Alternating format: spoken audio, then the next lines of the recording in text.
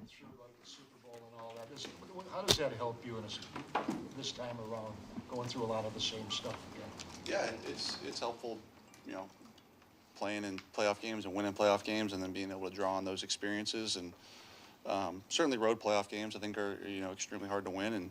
And I've been fortunate to have success in them in the past, and yeah, you can draw on that a little bit. How do you expect the challenge or the pressure to be different? You've obviously played there several times, but this being for the NFC title, and the pressure of going back home too, with all the demands of friends and whatever it might be, different stage. How do you expect that pressure to be a little bit different? The pressure of what? Of having to play and compete and deal with all the external stuff. Yeah, it's part of it. This week will be a little bit more attention than last week, and of course, there's 4 teams left, and this is the times you dream of as a kid, and you grow up, hoping to be in these final games, and we're one win away from, our ultimate goal of getting to the Super Bowl and winning that game as well. But yeah, we're where our feet are today, and being very present, and know this will be a challenge for us this week, and doing our best. Generally speaking, what is the challenge of facing a defense where the linebackers are as athletic and rangy as they are? Yeah, both those guys are really dang good, and I've been, fortunate or unfortunate to be on the other side of the ball from them quite some times, and they're really good. They're both very smart. They're both very fast. They're both play sideline to sideline. They're both involved in the run game and the pass game, and yeah, a lot of respect for both those guys. Is there something different you have to be aware of or more conscientious of when you do face a linebacker group that's that good? I don't know. I think they're both very fast. I think that's something that's unique about them both, but nothing more than another good group of linebackers. Jared, the success you guys had on the road, even going back to the end of last year, is that something you guys can lean on now as you head? Yeah, I mean, we've had success on the road a variety of times throughout the year, and even like you said, going into last year, and yeah, it'll be another hostile environment. It'll be another great team. It'll be another complete team that we're going to go in there and do our best to knock them off, and yeah, it'll be a fun game. It's also, you guys haven't been outside in a while here, and Yeah. or really a lot the last few months. What kind of an adjustment is that? Yeah, it looks like it's going to be fine weather, so yeah, be fine. Jared, did you grow up a 49ers fan or go to games, and Yes. will you take a second to say this is pretty cool, I'm playing in big games so close to home? I grew up a Niner fan, and I was able to get all those, playing in front of the Bay Area team done when I had my time with the Rams. So, yeah, it'll be fun to play a big game there, but I've played there quite a few times, and we'll have some friends and family there. It'll be cool. Jared, how does the weekly routine help you deflect a lot of the outside noise? How does what? How does the weekly routine here help you deflect a lot of the outside noise that's coming? I mean, you're talking about, you've been to games before, you've seen 49ers and all that kind of stuff. Yeah, we're just gonna do the same thing we've done all year, man. It's Wednesday today. We'll install our first and second down plan and move from there. And it'll be fun. It'll be a good week. It'll be a fun game. I know they're a great team, and so are we. So it'll be a good matchup. Jared, what have you loved most at this stage? Just you and Ben together working through things at this point in the season. What's been unique and special about that?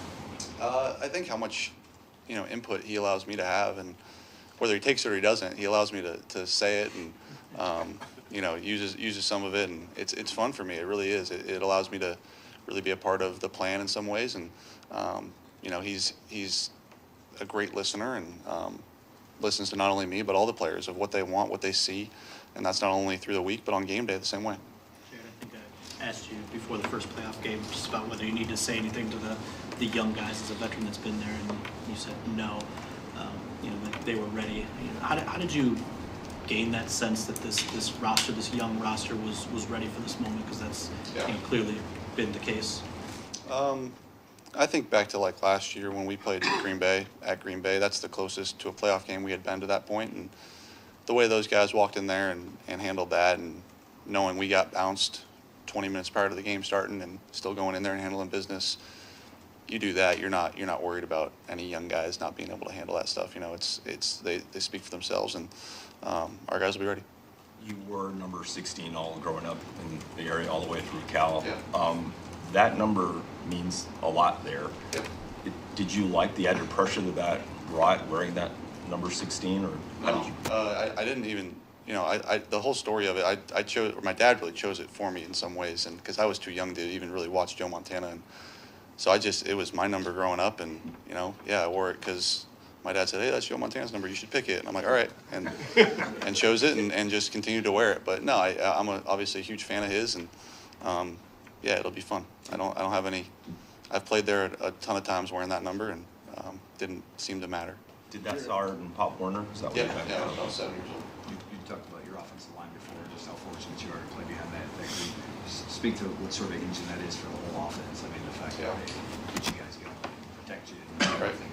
Yeah, it starts with them, man. It really does. And when these last handful of games, however many it's been, where they've been stuck together and have been healthy, and it's really gelled and been really good. And even I thought, Jonah goes down last week, the way that Yodi filled in there and played, it really, gives me a ton of confidence, and our versatility to be able to ask them to do, however many dropbacks we had last game, 30 something probably dropbacks, and at the same time being able to ask them to do pretty intricate stuff in the run game. It's a very unique group. It really is, and we owe a lot of credit to them for the success we've had on offense.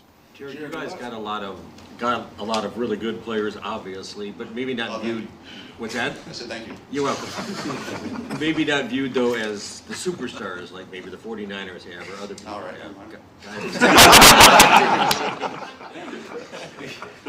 But I mean, guys like St. Brown and getting you. Yep. St. Brown was first team All-Pro. So. Right. Sorry, I'm sorry. No, you're making the point.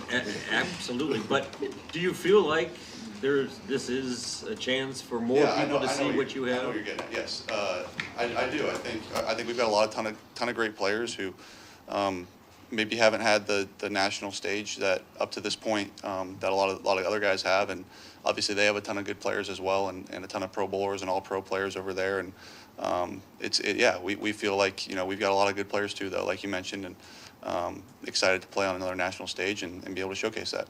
I didn't miss any, did I? No, you got it. All good. We just talked to Frank a little bit ago, and he mentioned how one of your stronger characteristics is being even keeled and the same consistent calm out there. Is that your natural state, do you think, or do you have to fight yourself to not get too emotional and to be steady?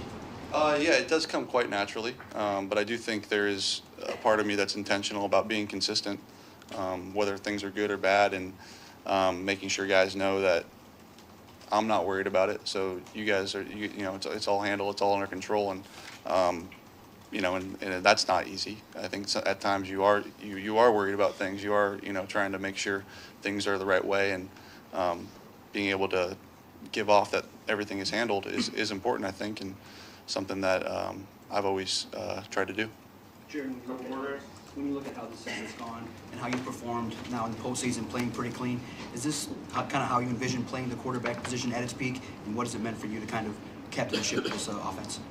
Yeah, it's been fun. It's been it's been a great year up to this point. We've got hopefully 2 more to win, and but yeah, we've done a great job, and O-line's kept me upright and made some throws, and our receivers have played great, and our running backs have played great. So yeah, I think the quarterback is often a product of what's around him, and obviously I got a lot of confidence in myself, but I got a lot of great players around me who have helped me out this year and made things easier.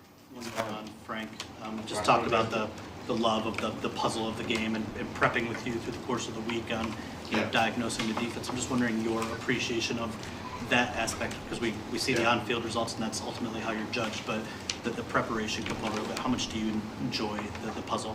Yeah, I enjoyed a ton, and I know he does too, and I think you see all the fun stuff we are able to do on offense, and without him, we're not able to do it. He gets us, he points us out the mic and gets us in the right place, and he's as important to our offense as anybody. And but yes, it is a lot of fun working throughout the week with him on how he sees things, how I see things, certainly pass protection, how we're going to do things, and yeah, it makes it fun. Here you go. Cool, thanks.